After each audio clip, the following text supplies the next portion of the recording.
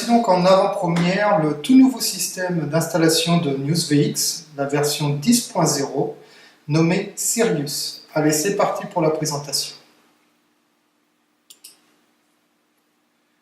Vérification de votre code. Là, c'est donc un code que vous allez recevoir par courriel.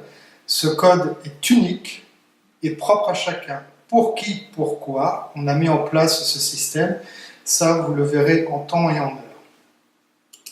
J'inscris donc mon code et j'envoie. Alors, ça peut être un petit peu long parce qu'ici, je passe par satellite. J'indique mon serveur. Le port, par défaut, c'est le 21. Donc, on peut le laisser, on peut ne rien mettre, c'est pas plus mal. Identifiant. Mot de passe, et le dossier racine du site, sans le slash. Chaque hébergement a un dossier racine, donc à vous de savoir quel est votre dossier racine, et je me connecte. Si ma connexion est bonne, je vais avoir un message de confirmation en me disant que le dossier racine a été trouvé, ainsi que ma connexion a été effectuée. Et à partir de ce moment-là, je vais pouvoir télécharger NewsVX. Oui, ce que je ne vous ai pas dit au début, c'est que la chose que vous allez télécharger dans un premier temps, c'est juste un module qui va vous permettre d'installer et de télécharger NewsVX. Pourquoi? Parce que je ne vais pas vous en dire plus, je ne vais pas vous dire le pourquoi du comment, mais une chose que je vais pouvoir par contre vous confirmer, c'est que le NewsVX est un système désormais qui est assez gros, qui fait à peu près 37 mégaoctets. Et le fait de le télécharger de cette façon directement sur votre serveur ne va prendre que quelques secondes. Alors que si vous passez par FileZilla, Dreamweaver ou autre chose, ça va vous prendre beaucoup plus de temps. Donc je télécharge. On attend que ça se passe. Donc, comme vous pouvez le voir, on a la version à la fois en anglais, ça a été plus vite, et en français.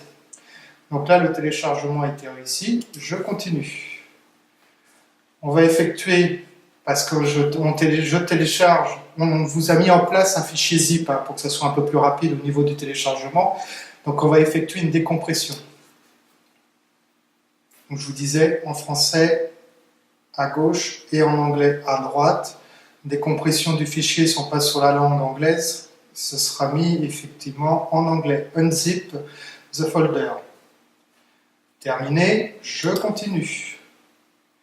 Alors là, le test lecture, écriture, dossier, fichier, le check chmod, c'est-à-dire que il va falloir qu'on puisse écrire dans certains fichiers, déjà pour l'installation, mais qu'on puisse aussi y importer des documents, des photos, des PDF, des zip, en fait, tout ce dont on va avoir besoin pour faire une activité.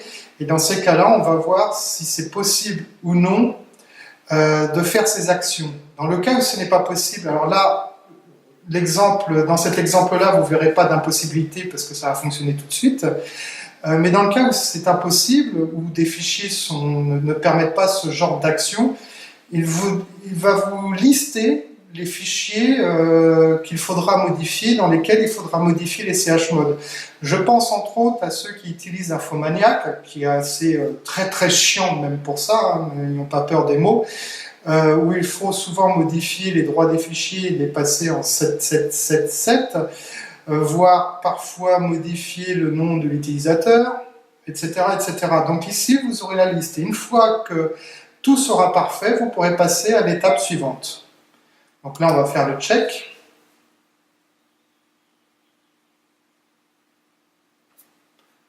Alors, ici, on vous impose de changer le nom du dossier principal. Le nom du dossier principal étant NewsVX. Eh bien, moi, je vais l'appeler, allez, test NewsVX. Alors, je pourrais mettre un espace et puis mettre un 2-3 derrière. C'est pas gênant. De toute façon, les scripts sont conçus pour faire en sorte que les espaces soient comblés par autre chose. En fait, un tiret, le tiret du 6. Donc je modifie le nom de mon dossier principal. Et je vais pouvoir passer à l'installation de mes tables. Mais pour faire l'installation de mes tables, il va falloir que je me connecte mon MySQL.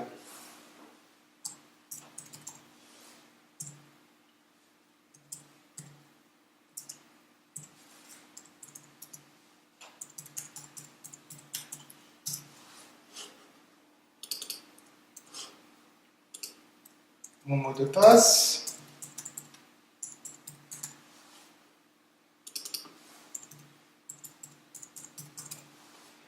Là, c'est pareil, le port n'est pas obligatoire. Si vous n'avez jamais utilisé de port, laissez vide et passez à l'étape suivante.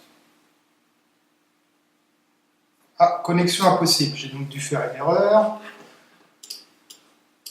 Je vais donc faire un copier-coller de ce que j'ai.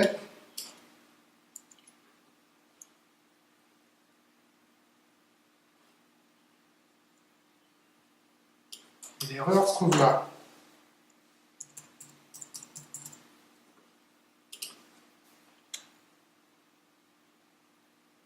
Voilà, la connexion a été établie. Je vais donc pouvoir créer les tables. Mais avant de créer les tables, je vais donner un nom à mon site.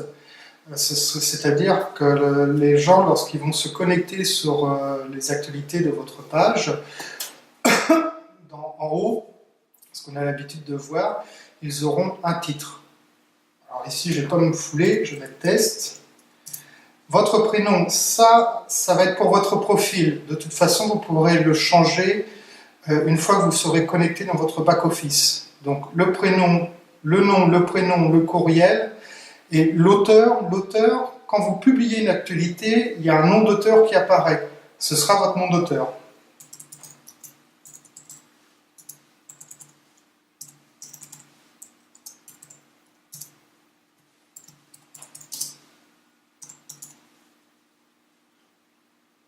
Et on va créer les tables.